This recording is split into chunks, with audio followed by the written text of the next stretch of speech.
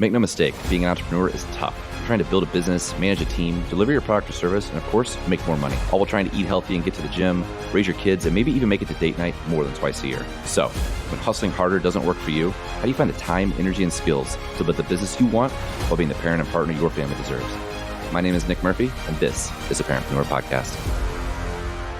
I have a very special guest for you today. I'm really, really excited to introduce to you Jen Casey. Jen is a brain-based business coach, speaker, and host of the top-rated Inner Boss podcast.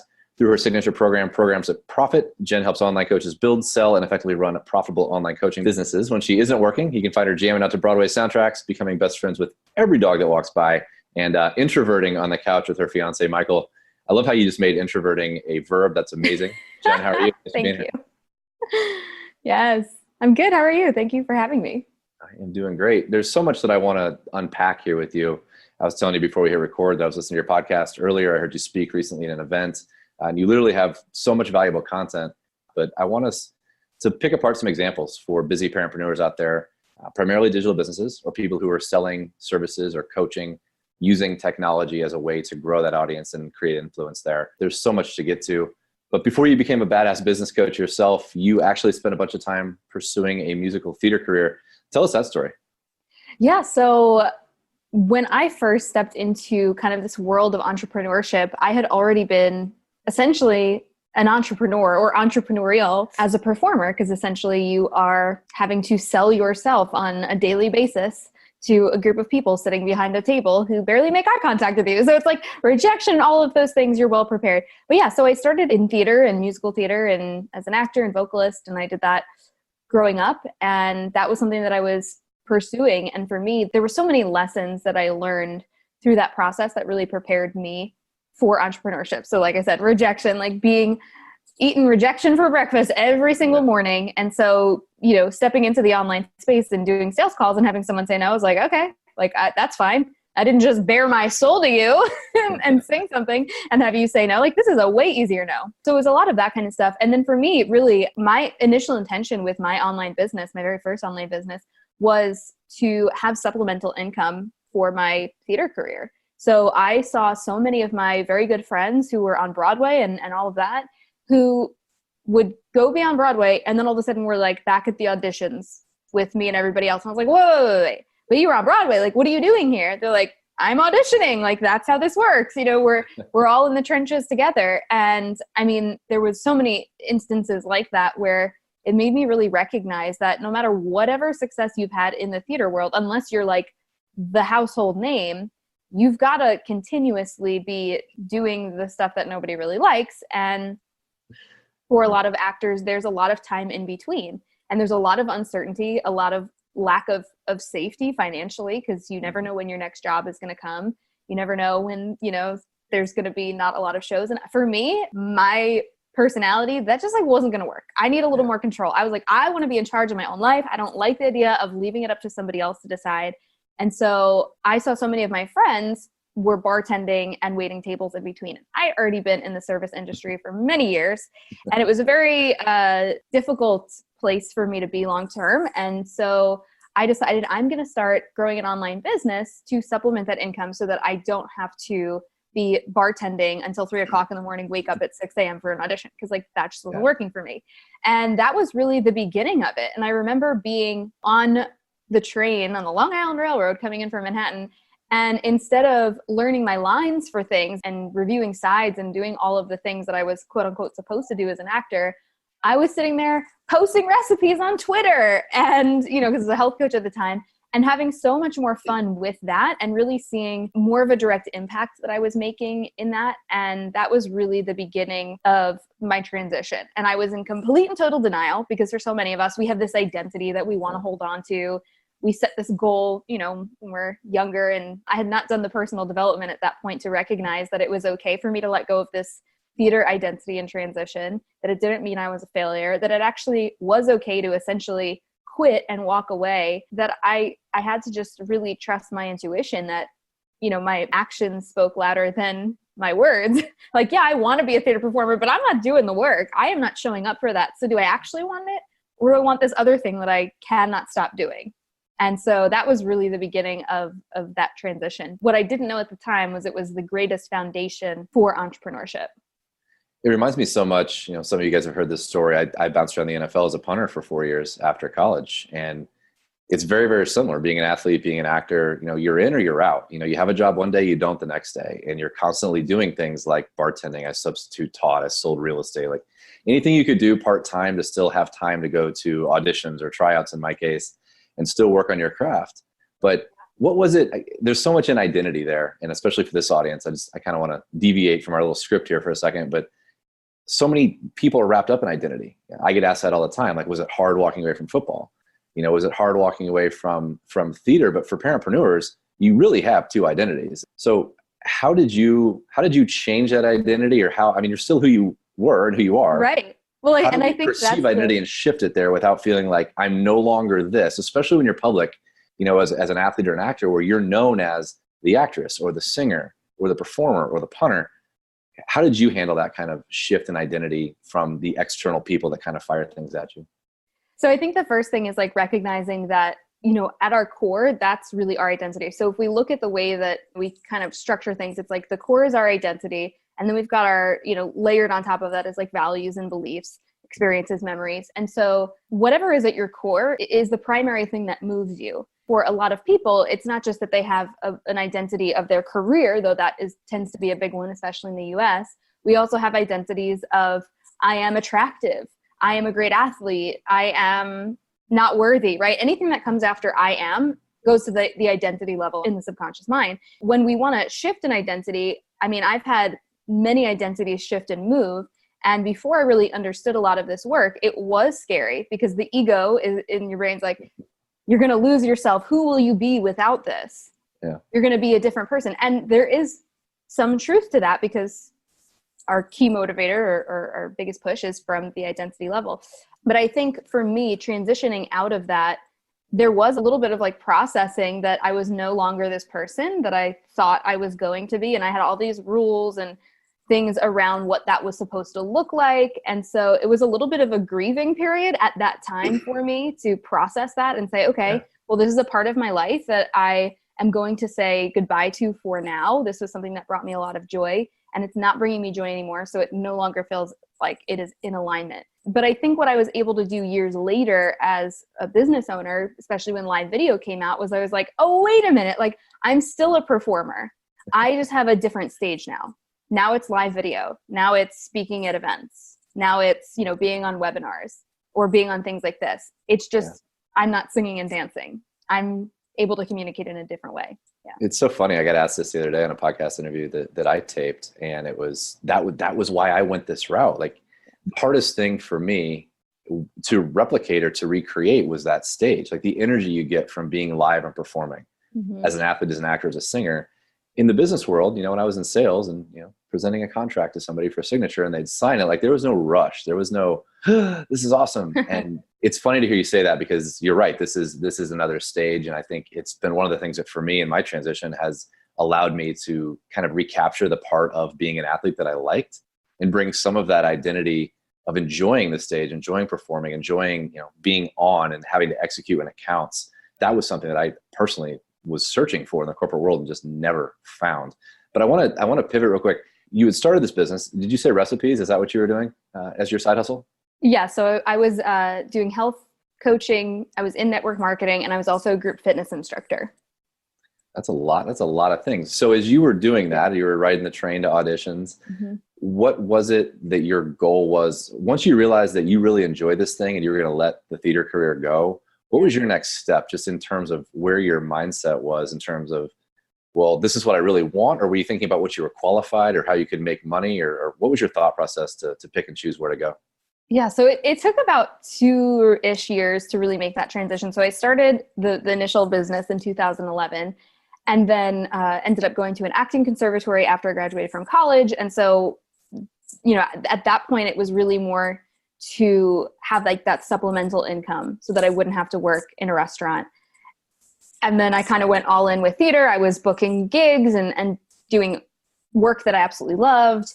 And then about a year after that, when things kind of had dried up, I remember standing in my TGI Fridays job, looking around going, oh crap, if I don't figure something out right now, like I could potentially become a TGI Fridays lifer. Like that's what we called the people who had been there like into their like 40s and 50s who never left and just like became managers and like stayed in the company. I was like, I will not become a TGI lifer. Like that's not happening. That was a big kick in the butt moment for me to really recognize that there's no more school. There's no more acting conservatory. There's no more having somebody tell you what to do, tell you what the next step is. So if you don't go and find it and you don't figure it out and decide for yourself, you're not going to move forward. So from there, that was really when I decided, okay, I need to figure out my exit strategy from here. And it took about 3 months. And that was when I finally quit my Fridays job and then went like actually all in with my business. Because previously it was a total dabble side hustle kind of thing. And that was when I actually started taking it seriously and showing up for it. And that's really when everything pivoted. That's really when I say like my business actually started. You know? Yeah, we've all had transitions and pivots even within the business. I want you to talk from that journey from when you left Fridays and left theater behind to go on in a business. How has your business morphed and grown as you've grown along your journey? I quit on, well, so it was, I actually still have the piece of paper. It was April 1st, 2014. I watched a webinar that basically broke down how to make $1 million online. And thankfully I was in that place of ignorance on fire. And I watched the webinar. I wrote down my 10 goals that week. And one of them was, I'm going to make 6 figures with an online course.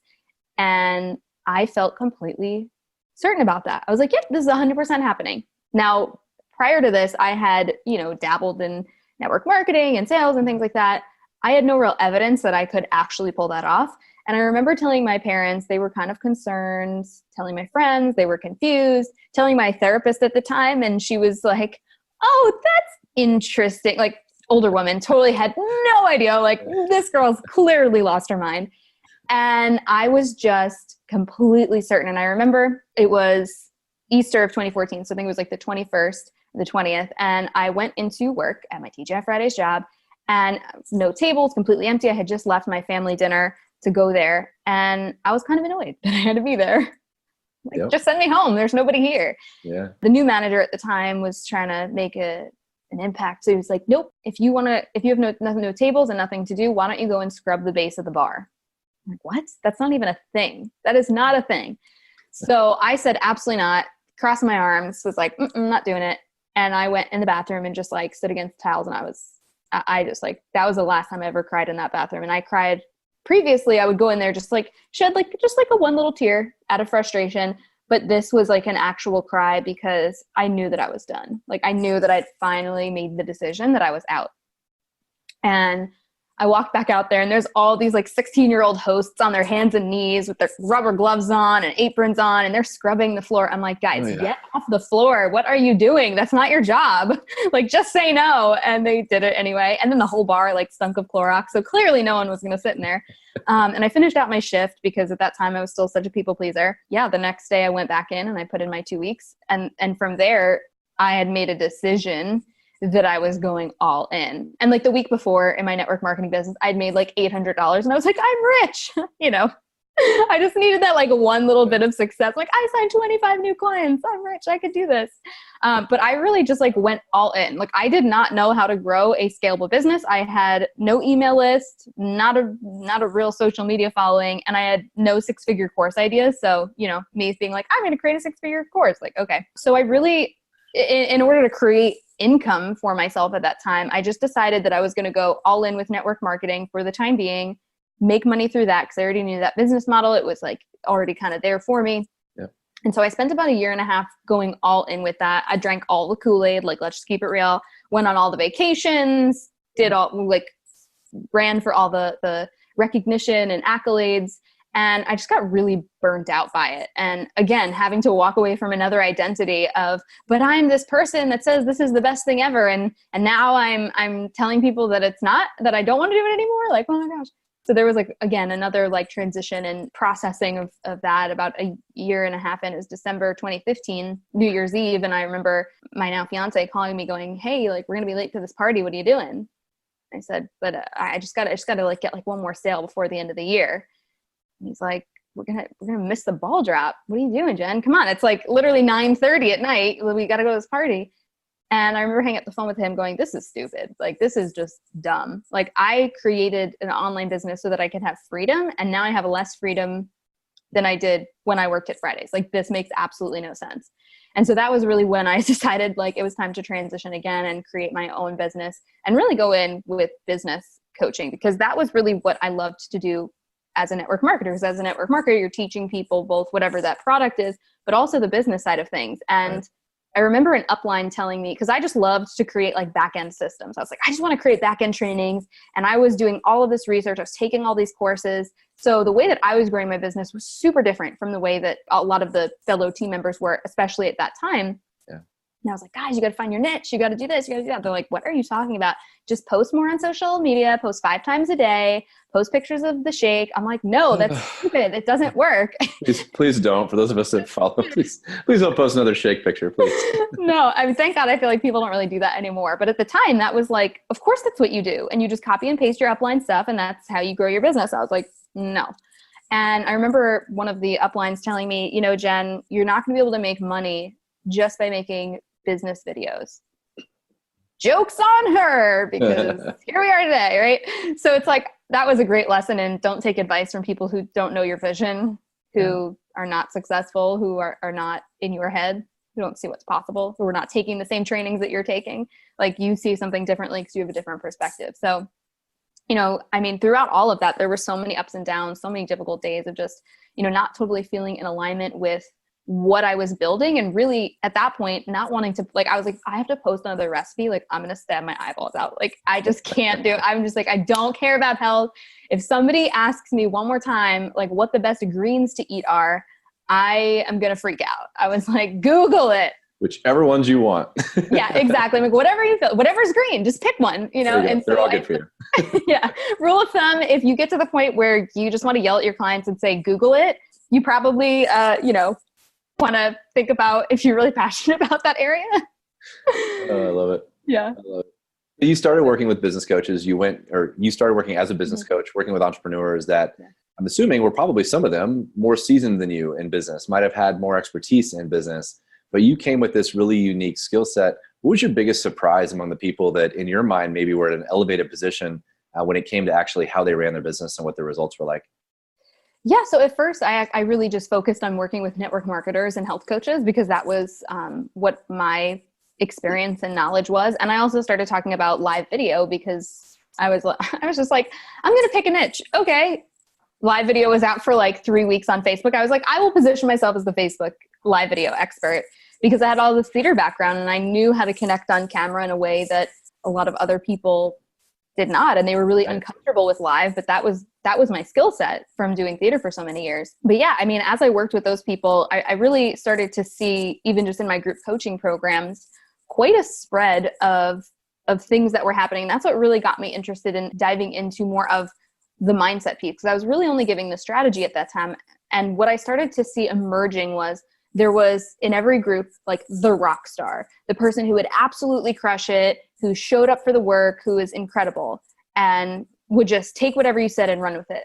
Then there was like the underdogs who were really, really good, who really wanted to be, you know, the rock star, who wanted to show up, but they just kept getting in their own way. They kept going into all these like mindset things and constantly talking themselves out of it and overthinking and analysis paralysis. So like those are my favorite people to coach. Then there's like the ghost who just never shows up, never logs in, doesn't even participate.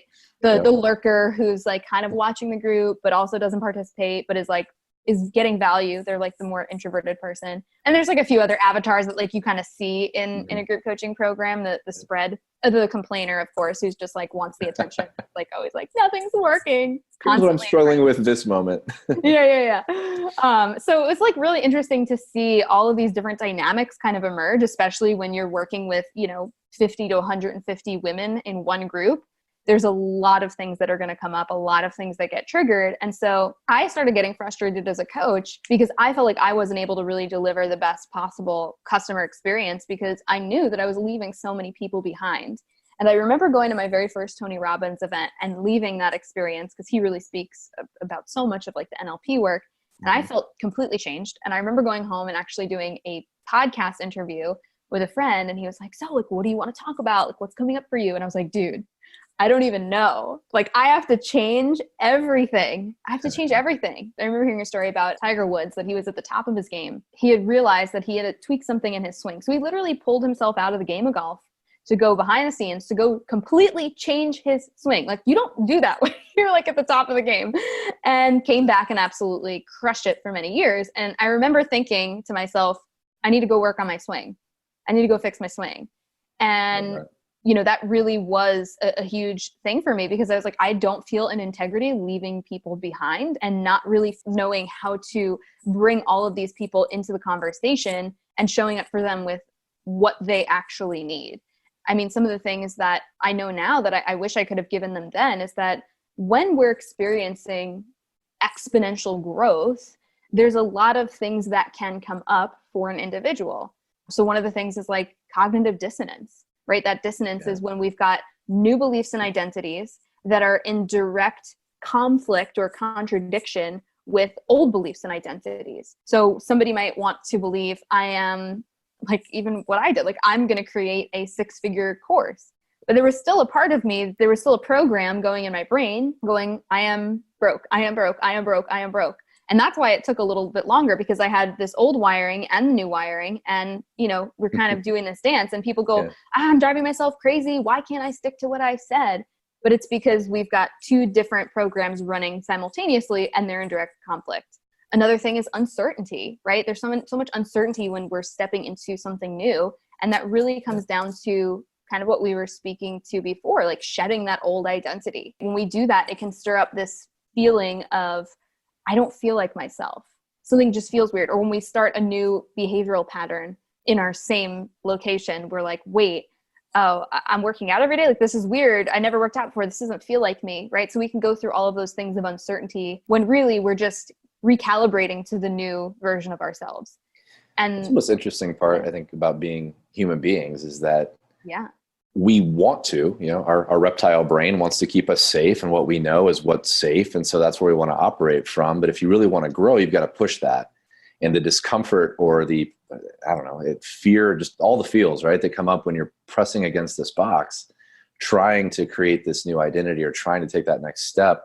And just the contradiction is always fascinating to me between our ego brain and who we were evolutionarily, if that's a word, through evolution, and then who we're trying to become. So how do you see that play out with your clients, with these coaches? Because it sounds like you just saw, look, they've got these gaps, and the biggest gap they have is all the things going on in their head. I want to drill down there. Yeah. Well, I think one of the biggest things that I notice is that a lot of these newer coaches are experiencing these feelings and emotions, like this dissonance or this uncertainty or this fear, and they are building a whole story about what that means. Because I feel uncertain, it means I shouldn't do this. And it's like, wait, what? No, it's totally normal to feel uncertain. That's actually a rite of passage. It's expected that you're going to feel uncertain at times. And I think being able to bridge that gap for them and pre-frame, like even before they come into any of the strategy stuff in my programs, or if I'm coaching them one-on-one or something, like we talk about these things first so that we're on the same page. Like, this is going to happen. This is to be expected. So don't freak out if it happens. Don't think, oh, I'm behind, or I'm the only person experiencing this. Just because people aren't necessarily talking about it regularly doesn't mean that they aren't experiencing it, because they most definitely are. And, what you were saying about fear, like that is the survival part of our brain. It wants to keep us safe. And for a lot of people who have had any kind of like trauma, or, and when I say trauma, that could be something really, really severe. And it could just be like somebody told you were ugly when you were little. And that could have been a traumatic experience. Yeah. And when we're presented with the unknown, our brain is literally filtering or a current experience through past experiences, trying to figure out how to organize and categorize it. And it's doing this in a split second. And so if it looks similar to something that was traumatic in the past, right? Because we're filtering, we're making things, we're creating meanings, creating narratives. Yeah. We can create a very vivid picture, literally put our bodies into a state of fight or flight because we perceive that as danger. So a lot of people, they're like, why can't I just go out there and sign the client? Why can't I make the ask? I'm afraid to, I'm scared to. I'm like, it's not that you're scared to, it's that your brain literally thinks there is danger if somebody says no, because you're filtering it through an early childhood memory or whatever it may be of rejection. It's fascinating because it's the story part, it's the narrative. And one of the things I was listening to a couple of your podcasts this week, prepping for this conversation, and you refer to what you just referred to as a Google search. And that was just really clear for me. Like your brain is literally doing a Google search of what is this thing like and how can I put it into a box so I know what to do? And that's a really incongruent, difficult place to be as an entrepreneur because we're constantly pushing our boundaries. We're constantly creating things. There is no how-to manual. I mean, even like a shitty IKEA how-to manual would be amazing for entrepreneurship, but it just doesn't exist. How does NLP and your work in that field help kind of rewire that brain to, and again, how do you overcome our evolutionary being through NLP in a way that allows us to really push the boundaries, knowing that we're not going to get, chased over the hill and clubbed to death by barbarians tonight in all likelihood? Oh, I love this. I think the biggest thing, you just said it, a manual.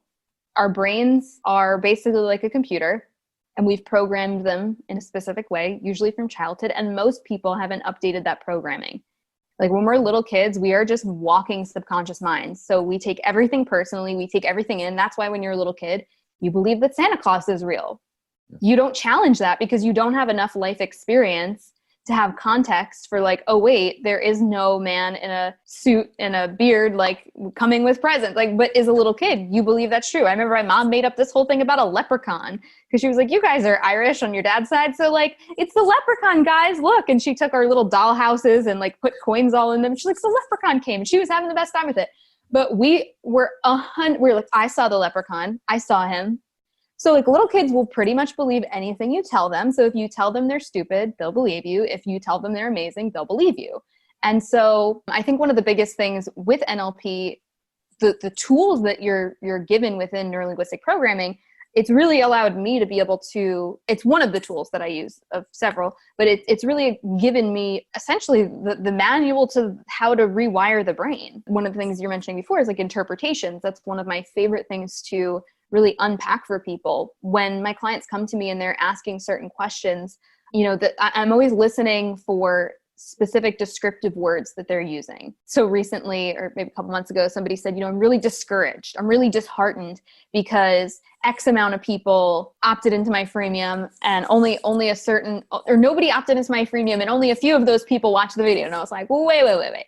So no one did, but the people actually did. Like, what's the story here? And so, she was so caught up in like, I'm disheartened, I'm discouraged, and was going, can somebody just give me encouragement? And so all of these lovely people in my group started commenting underneath going, don't worry, girl, it takes time. And I was like, whoa, hold on. We got to park it for a sec. You think you're being helpful, but I just want you to understand that by telling her it takes time, you are now projecting another belief on top of these other beliefs that it's hard and that she's not going to be able to do it.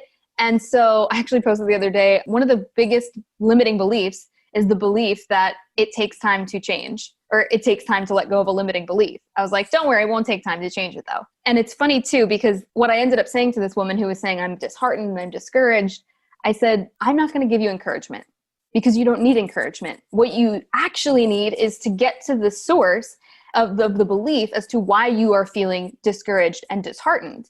And what we were able to unpack was, it was literally coming down to her expectations, which is a huge thing within entrepreneurship, that we see other people having all these flashy successes. So she was coming into the world with no audience, hadn't nurtured them in years, hadn't done a live video in years, put out one freemium link on one platform and got like 6 to 20 people, however many it was, to opt in, which is a huge win. Bad. Not freaking bad. Right? And then she's like, it was this huge failure and that it's going to take time and I'm disheartened and discouraged. And I'm like, where is this even coming from? And it was really coming from her expectation that it should have been 50, that her bar for success, her rule was that this will only be a win if I get 50 people in. Now, she wasn't consciously aware that she was doing that, but as I started to ask her questions and dig in with her, we were able to kind of pinpoint. I said, okay, so if it was 49, you wouldn't feel successful. She's like, well, if it was 49, I'm like, well, what about 48? 47, 39. And so we failure, right? we found kind of where that was, because people go, oh, I'm only successful if I hit 6 figures. I'm like, so you would be pissed if you got 9,99999, right? So I just like to tease people like that, because it really gets them outside their box of this story that they've created around this expectation that they completely made up out of their own experiences that no one else has for them. But it's our expectations that are making us feel unsuccessful, unhappy. It's like, I can only be happy when fill in the blank. I can only feel successful when fill in the blank. Yeah, no, I love that. It's a decision, right? Yeah. This person decided to make this number significant and decided that anything less than that was a failure. So the shift is simply deciding that I'm going to launch this and that is a win and the results are the results. And I learn and I keep going. So it's just, it's funny because it doesn't take time to make that decision or shift the perspective. It might take time to believe it or get comfortable with it or instill it into your being as a daily habit or as a new baseline kind of default mentality or behavior in those instances where before you might have been like, I only got insert whatever number here, downloads or enrollments or sales. Again, that's talking about like having those two dissonant beliefs of like, one is still the old programming and then you've introduced this new belief. And so you're still kind of like oscillating between the two. It's like, but yeah, that's exactly what you just said. Perfect. Yeah, you've got a program called Programs That Profit. I want you to tell the audience a little bit about what that program is and who it's for, because I got a whole list of questions on how to deal with some of the mindset things when it comes to actually making money in business, which is where a lot of this ish comes up. Oh my gosh, yes. So Programs That Profit is a program that teaches you how to build, sell, and effectively run high-level group coaching programs. The reason I kind of chose to focus on this is because I see so many of my clients either, in that place where they're kind of bogged down with one-on-one clients. They're doing, 6 calls a day, and it's like, that's not freedom. And then they're kind of in this trap of, I don't want to raise my prices because I don't want to lose clients. I need the money, but I'm exhausted, so I have no time to market myself. So I see people kind of getting stuck in that camp. They're brilliant coaches because they've put in the hours, they've refined their craft, but they don't know how to get themselves out there and sell and market. And then the other side is like, I see people who are kind of pushing like create online courses, do online courses. And for a lot of my audience, that's a little bit of a jump for them because they've been stuck doing one-on-one. They don't have the quantity of audience. They're not into Facebook ad stuff and paid marketing. And so kind of being able to bring that together and do high-level group coaching is a really powerful thing for them. And I think with group coaching too, it really lends itself to be able to provide your one-on-one clients with that community, with that collaboration, takes the pressure off of you to have to be the question answer of all the things. And you're able to really allow them to lean on each other and mastermind with each other and get even better results because they're cheering each other on. So I'm just a huge fan of group coaching in general, because I've just seen how much it can make an impact for people. And I also think that there's a lot of open space with group coaching. And this was one of the things that I was talking to with my clients. I said, listen, there's so many people in the online space right now who are doing online courses or teaching online courses, and that's cool. But how many of the top people, like top business coaches or health coaches or relationship coaches, are you able to access them? Like if you are a life coach, can you really, like, what does it cost to actually get and to sit down with Brooke Castillo, who's like of the life coach school?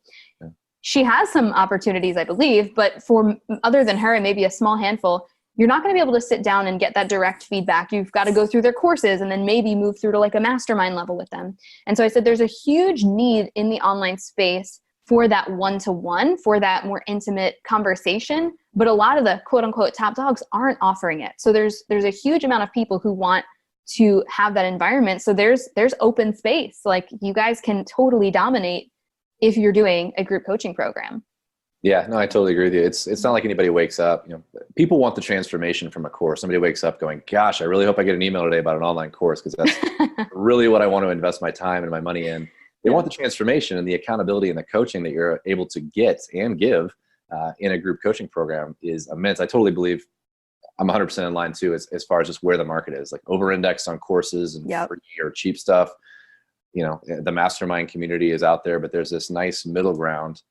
And for the parentpreneur out there, I made a very conscious decision not to do one-on-ones because I didn't want to wake up and have 8-hour-long appointments every day and feel like I'm back into corporate. So there's a whole lot of benefits. One of your things, Jen, about getting people in your program is to start getting them to think like top earners.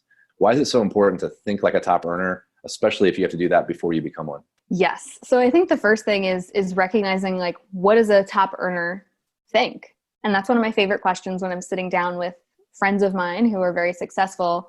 I'll ask them, what do you believe about success? And I remember sitting down with one of my good friends, Catherine, Manifestation Babe. Some of you guys may follow her. And I was like asking her, what do you believe about success? And she said, well, the first thing is like, my success is inevitable. So I know that's one of the key things. And for those of you who follow James Wedmore, that's another big thing that he says as well. And so I just really started looking at, okay, well, if I want to be a top earner and think like a top earner, I first have to figure out, how do they think, right? Because the beliefs that we have currently, if you take a look at everything that's happening within your life, your relationships, your health, your financial situation, your happiness, your play, everything that you have right now is a direct reflection of the beliefs that you hold.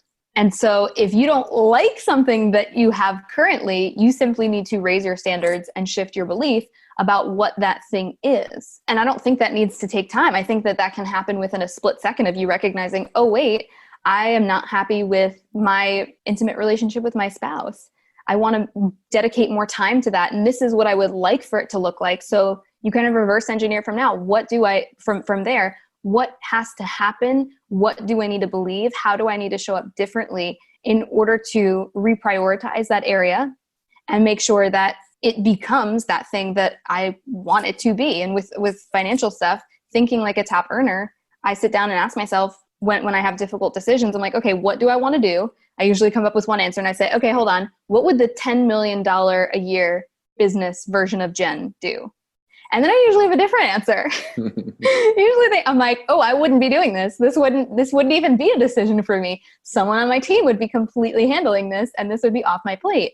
Okay, that's different. Earlier this year, we were beginning to plan a live event. We did a live mastermind event in the city.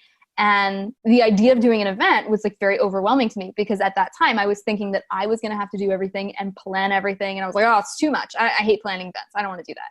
And it was like, well, what would the, 7-8 figure version of Jen do?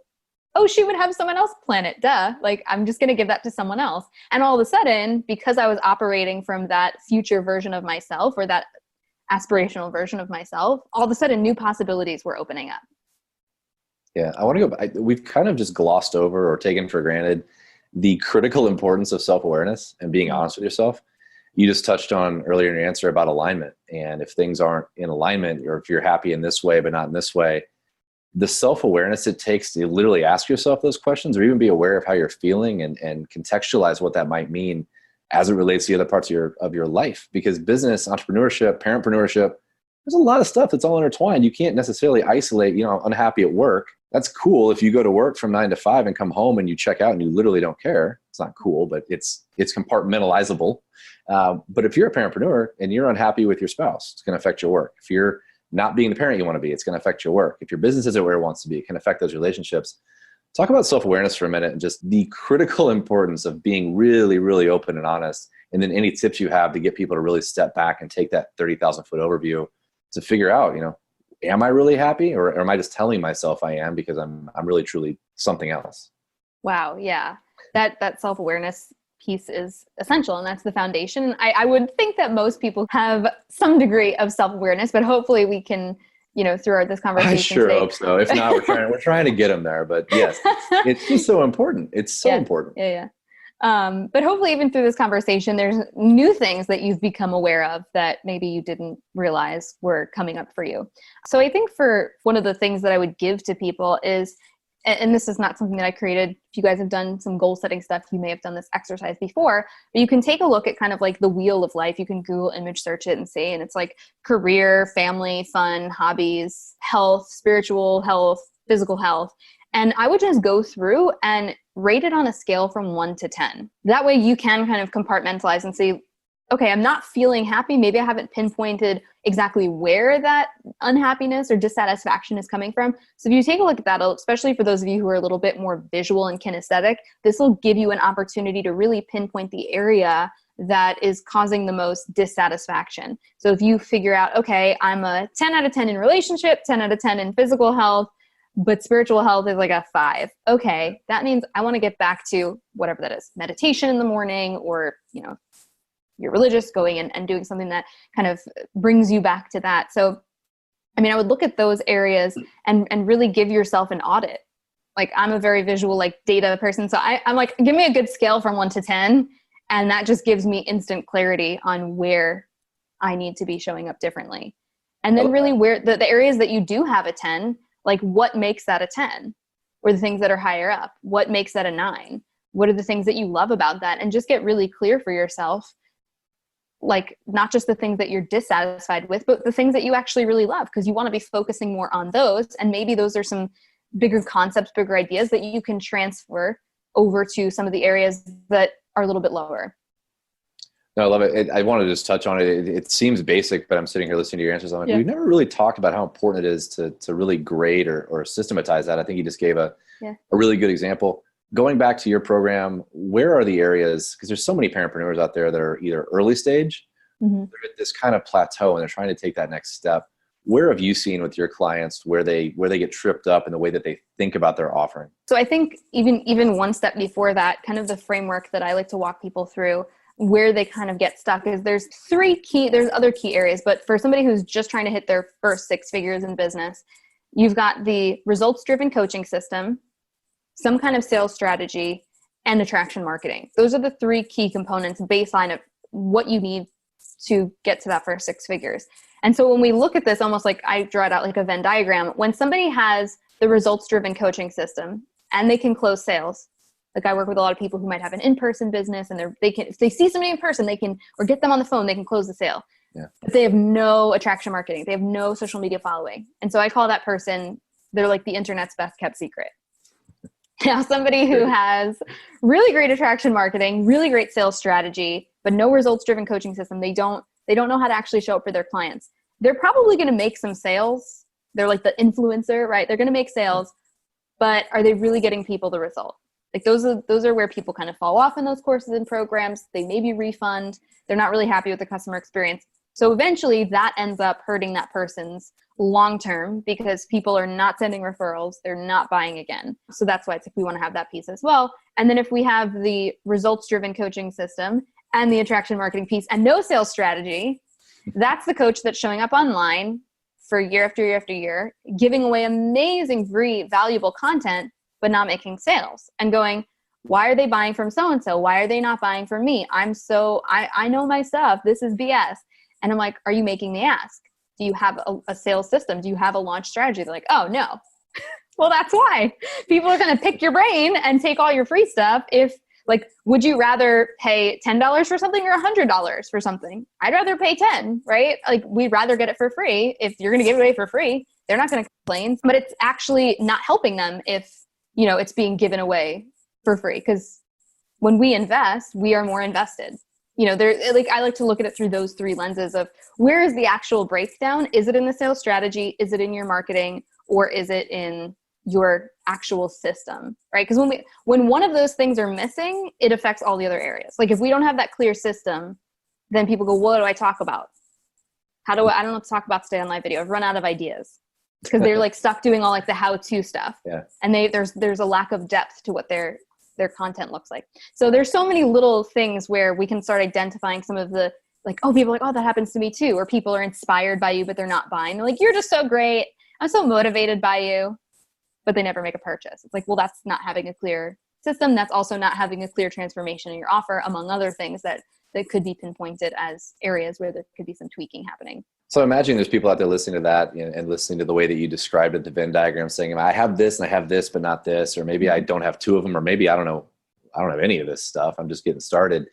What is the thing that you believe that person should focus on the most, whether it's to fill in one gap or to really get started? Where should their mindset be in terms of what to go do first? If they have a gap, how should they feel about that lack?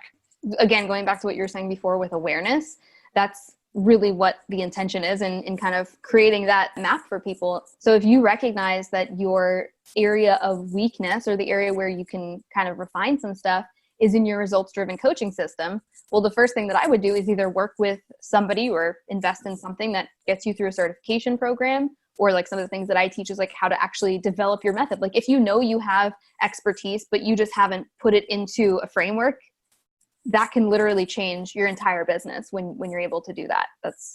I've watched so many people have these massive breakthroughs just by organizing what they teach in a visual picture. And it's like, oh, everything makes sense now. If you're feeling like you're lacking in sales strategy, then, take those steps, whether it be, studying different sales trainings on YouTube. Like, you can do it for free. It doesn't have to always be investing in a course or a program, but you want to make sure that if you know that you've got all the pieces in place, but you're just not closing on sales calls, or you just don't have a launch strategy, great. That's like, to me, that's a positive to be able to recognize that. Now you might be listening going, that's not a positive, Jen. I need to fix all these things now. Yeah, but now you know what you need to fix. Now you're not pulling at straws going, is this going to work? Is this going to change it? Now you've identified the specific area that needs a little refining. All these ideas are foundational to anything that you build on top of it. You can build the best business in the world, but if you have the moment something goes wrong, you go into your cave and you hide and you tell yourself, I'm not worthy, I'm not good enough, it's all going to collapse around you. So this is a journey. It's a process. It's not sexy. It's not always fun. It takes a lot. I think it's the hardest part of business, and it's something that we constantly need to be doing. But Jen, you've worked with a ton of people. What are some success stories you've seen on the other side of this journey where, maybe the business didn't dramatically change, but the inner work that your client did drastically improved their mindset? What kind of results can we see on the other side of this to encourage people to actually do this hard work? Oh man. I mean, it's so interesting because specifically in the last year, the handful of clients that I've had that have been the most successful, who have gone from zero, struggling, not having any success, to, 5-figure, 6-figure months, is almost all of them had some kind of big pivot or shift, where, going back to what we were talking about earlier with identity, one of my clients in particular, she was a pastry chef and a fitness coach. And she was like, but I was a corporate pastry chef. So I have to focus on health and fitness. That's who I am. That's what I do. It's low hanging fruit. It's obvious. It makes the most sense. And actually last year, this time, they couldn't even afford to buy Christmas presents because she was like, we just don't even have any money. And so January 1st, she decided, I'm going to go live every single day. I'm going to completely pivot, and I'm going to start talking about what I actually freaking want to talk about, because clearly that's not working. I gave it a good shot, but it's not working. And so she started just talking about business and motivation and the gremlins, all the stuff we're talking about. I remember it was February 15th. She's like, oh my gosh, I just made $1,000. Somebody bought my program. She was freaking out. She's like, what if no one else buys? Blah, blah, blah. I'm like, dude, this is going to be at least a 10K month. She's like, no one else is going to buy. The end of that month, she had done $15,000. She was losing her freaking mind, going, how is this possible? Oh my gosh, I'm rich, right? And then it was well, what if this is the end of it? What if nobody else buys? What? And she just kept going. And so I kept coaching her through all of this. And since January 1st, 2019, she's done over $400,000 in sales. She's nice. That was a good pivot and a good strategy. Insane. Yeah. And people what did she do? What did she do? And I was like, here's what she did. Because everyone's like, I want to copy your strategy. I'm like, yes, she showed up because she did a live every single day. I don't think you have to do that, but she committed, and she was showing her audience, who were newer coaches, that, they weren't coming to her with their excuses of well, I can't do this, because she was already showing them what consistency looked like. She was modeling it for them instead of just preaching it. But I think the biggest two things that she did was, one, she was willing to show up and show her audience what it was like to be a beginner. Yeah. So whereas a lot of other coaches, especially in the bubble that I'm in, they will not post and specifically celebrate and share when until they've gotten 1,000 people in their Facebook group, or they've gotten their first 10K month. She celebrated publicly and shared every single failure and every single win. So she was like, I got 150 people in my Facebook group. Yay. Now other people be like, okay, I don't really think that's anything to celebrate. It's only 150 people. But she made $15,000 from 150 people in a Facebook group. So really? Because she was willing to do the unscalable stuff. That's the second thing. She went into that Facebook group. She's like, I knew every single person's name. I knew every single person's business. And she did free coaching on Fridays. And she just showed people what it would be like to actually work with her. And then the third thing is, her messaging wasn't totally dialed in, but she finally stopped getting stuck in I have to have the perfect niche. I was like, go with 50%, go with 70%, just go with whatever you're feeling called to talk about today. Too many people are overanalyzing. Is this the right thing to say? Will this make sense within my niche? Is this going to confuse people? Just freaking talk about it. If it's something that's exciting you right now, just get on video. And so she was willing to just let it be a little bit messy. And through that process, she got clarity around what her niche was. But she also, instead of speaking to specific problems, which she was most definitely doing, but on a bigger scale, she really was able to communicate to on an identity level, going back to that identity piece, where so many of these coaches in the space that she's in are these beautiful blondes with fake boobs and makeup and all that stuff, which there's nothing against that. It's just they have a different avatar that they're serving. And she's kind of like, got like short red hair, and she kind of jokes around. She's like, I'm a tomboy. She wears t-shirts. One of my other clients, they were both at the mastermind. This is a little anecdote about her. But she is her podcast editor and edits her videos. And they were telling a story about how somebody on their team was trying to edit her video, and they didn't know what to do because at one point she's on live and she starts picking a piece of spinach out of her teeth. And the girl was like, my client's team member was like, what do I do? Like, if I cut that out, it doesn't really make sense, but how do I leave that in? Like, why is she doing that? She just gives 0 Fs. She just shows up exactly who she is. And she's totally representing this avatar of this person, of this woman who no one else was allowing themselves to be, even though some people were like that, clearly, because she resonates with a lot of people. Yeah. But she just literally showed up as her most authentic self in this kooky, zany person that she is. And that spoke to people on their identity, that they finally saw themselves in another successful business coach. Yeah. We're on one of those bands, I think, with the internet. You know, it used to be 1-to-1, and then the internet came along, and then it was like scale. And we're coming back to everything kind of ebbs and flows. And we're coming back to the importance of personalization and being real and being authentic and being open. And if you think about, I mean, I have this conversation with my wife all the time, like the people that she follows, you know, the bloggers that she likes, the people that she watches on Instagram stories for like 45 minutes at a time. I'm like, what is she still talking about?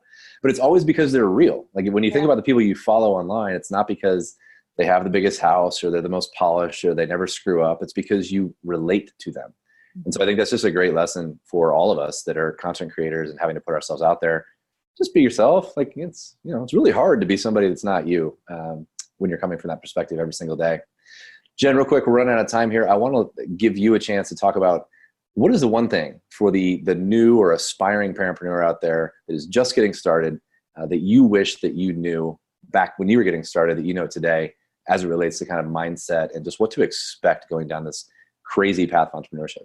So the biggest piece of advice that I wish, well, that I did have pretty early on, but it's really been a guiding light for me is stop taking advice from unsuccessful, unhappy, unhealthy people. So if somebody, like, be very clear with your boundaries. Now, there's going to be a lot of people, especially if you are like friends of mine who are, you know, PTA moms, they're also entrepreneurs, and people are like, what are you doing home? How do you have so much time? How are you here for all these things?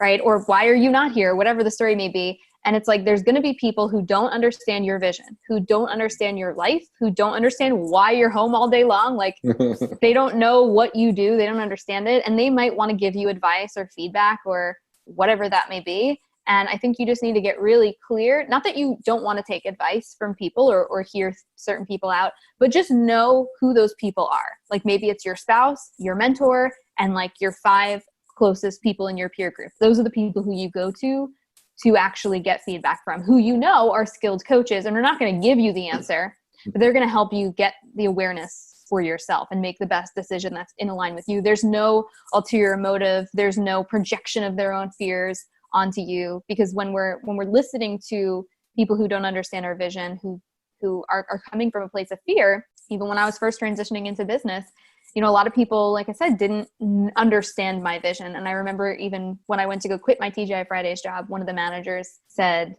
oh, you're going to quit? You're putting in your 2 weeks? Why don't you just stay for, you know, 3 more weeks? Why don't you stay till the end of the summer and save up some more money? You know what? And I was like, nope. Thank goodness. Like had I even had like a little bit of crumb of doubt, I might have taken the bait and bought into his fears and his limitations and his beliefs. Because 2 minutes later, he goes on to tell me, you know, I've been with this company for 17 years and I just always wish I could go do something else. And I was like, and zing, there it is. There it is. So like, just, you know, be willing to filter the quote unquote advice from people who have the best intentions but haven't done the work themselves. If they don't have the results, then how did, like, people when I was an actor be like, oh, you know, it's hard to be an actor. Have you ever thought about auditioning for American Idol? You should do Broadway. Oh, really? Never thought of that, right? Like they just don't know because they have no context for that conversation. So their advice isn't really advice. It's hearsay. I love that. I think you hit it on the head too. It usually does come from a well-intentioned place, but you've got to be able to quickly filter, is this something that's applicable and relevant that I should consider? Or is this just, okay, thank you, and just move on, let it go in one ear and out the other? For the entrepreneur out there who's a little more seasoned, they're looking for that next breakthrough. What's the most important thing that they can be focusing on this year to have that breakthrough and really get to that next level in their business? Fun and celebration. Like if you are not in a high vibration energy, like I always say the key to success is state management. And so if you can be intentionally focusing more on celebrating and having fun and playing in your business, to me, that is like the secret sauce to actually getting to the next level. I held on to a belief for such a long time that, hard work equals money and you have to work hard in your business. And I really didn't allow myself to play. I wasn't available to that. If people were playing and being silly, it was like, okay, let's get back to work. Let's get back to focus. Like I was like so intense about it because in my head, I linked hard work to money. And so when we were playing, it was like, we're getting off task. We're being distracted. And now I have the complete opposite perspective that, if we're not having fun, then what the heck's the point? Something tells me that this New Year's Eve, you're not going to be logged in at 9:30 trying to sell one more course in 2019. No. Definitely not. I love it. Great stuff, Jen. For the audience that wants to connect with you more closely online, where's the best place to go do that? You guys can find me on any social media platforms at Hey Jen Casey, also heyjencasey.com. I'm usually on Instagram. The Instagrams is my favorite place to hang these days. Jamming on the gramming. Yeah, it's all good. All right. I appreciate you being here. For you in the audience, if you're feeling overwhelmed, it seems easy to have these conversations after years of reflection and going through this journey with people that have been down this path. But pick out the tidbits, pick out the things that really speak to you. Trust your gut. There's something that Jen said, it might just resonate with you. Trust that gut and dig into that. Jen Casey, you're amazing. Thank you for being here. For the rest of you, we will talk to you soon. Wait. Before you go, did you know that the most successful online businesses are built working in 90-day blocks, prioritizing only the big projects that truly drive revenue and fuel growth? If you want to make next quarter your best one yet, head over to nickmurphy.io/guide to grab your free copy of the 90-day Parentpreneur Planner. Thanks for listening. I'll see you back here on the next episode of the Parentpreneur Podcast.